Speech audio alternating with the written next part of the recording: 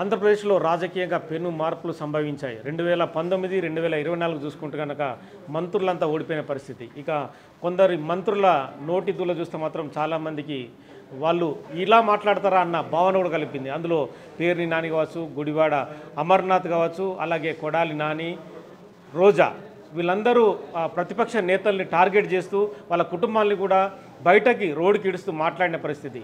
2019లో అప్పుడు YCP government వచ్చిన తర్వాత అసెంబ్లీకి చంద్రబాబు వచ్చిన సమయంలో వాళ్ళ ఎమ్మెల్యేలు వచ్చిన సమయంలో చంద్రబాబు కుటుంబాన్ని టార్గెట్ చేస్తూ వాళ్ళు మాట్లాడిన మాటలు మనము అంటే నోటితో కూడా చెప్పాల్సిన ఆ పని కూడా ఇప్పుడు లేదనిపిస్తుంది. ఎందుకంటే ఆ రకమైన బూతులు వాడి ఒక ప్రజాస్వామ్యానికే మాయని మచ్చగా వాళ్ళందరూ మిగిలిపోయారు. అంటే ప్రజలు వీళ్ళ బూతుల్ని అన్నీ గమనించినట్టుగా తెలుస్తుంది. ఎప్పుడైతే వాళ్ళు మాట్లాడే ప్రతి మాటలు ఏవైతే ఉన్నాయో చంద్రబాబు కావచ్చు, చంద్రబాబు కుటుంబాన్ని టార్గెట్ చేయడం, అలాగే లోకేష్కు సంబంధించిన బ్యాక్గ్రౌండ్ కావచ్చు, మిగతా వ్యవహారాలని టార్గెట్ చేయడం, అలాగే మిగతా ఎవరైతే ఉన్నారో మంత్రులు ఉన్నారో వాళ్ళందరినీ కూడా వ్యక్తిగతమైన దూషణలతో ఎప్పటికప్పుడు ఇబ్బంది పెడుతూ అంటే బయటకు చెప్పలేని పదాలని కూడా కొడాలని చాలా సందర్భాల్లో వాడారు. ఆ పదాలు కూడా బయటకి ఎదుటి వ్యక్తులు ఇలా మాట్లాడతారా అన్న కోణంలో కూడా కొడాలని చాలా సందర్భాల్లో మాట్లాడిన పరిస్థితి. అలాగే రోజా కూడా తను ఒక మహిళ అయి ఉన్నారు, కానీ ఎదుటి ప్రతిపక్షంలో ఉన్న మహిళలందరినీ కూడా ఇష్టం వచ్చినట్టు టార్గెట్ చేస్తూ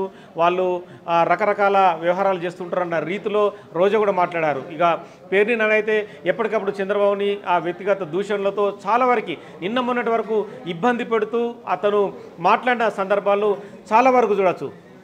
మంత్రిగా ఉన్న గుడివాడ అమర్నాథ్ కూడా ఇదే పరిస్థితి. ఎప్పటికప్పుడు వ్యక్తిగత దూషణలు చేయడం, కుటుంబాలని టార్గెట్ చేయడం, కుటుంబాలకు సంబంధించిన వాళ్ళ చొచ్చుకుపోయి వాళ్ళ వ్యక్తిగత విషయాల్ని కూడా బయట పెట్టే విధంగా ఇష్టం వచ్చినట్టు మాట్లాడడం. సో ఈ మొత్తం వ్యవహారాన్ని ఆంధ్రప్రదేశ్ ప్రజలు స్పష్టంగా గమనించినట్టుగా అర్థమవుతుంది. అంటే కేవలము రాజకీయాలంటే తిట్టుకోవడమేనా, తిట్ల వల్లనే వాళ్ళు పరిపాలన చేస్తున్నారన్న విషయాన్ని ఇక్కడ వాళ్ళు ఎక్కిపెట్టినట్టుగా తెలుస్తుంది. ఈ క్రమంలోనే మంత్రులు ఎవరు కూడా ఇప్పుడు చెప్పిన నలుగురు ఇష్టం వచ్చినట్టు బూతులు తిట్టే మంత్రులు ఎవరు కూడా గెలవలేదు. వాళ్ళందరూ కూడా ఓడిపోయి తలదించుకొని కౌంటింగ్ కేంద్రం నుంచి వెళ్ళిపోయిన పరిస్థితి ఆంధ్రప్రదేశ్లో ప్రస్తుతం కొనసాగుతుంది.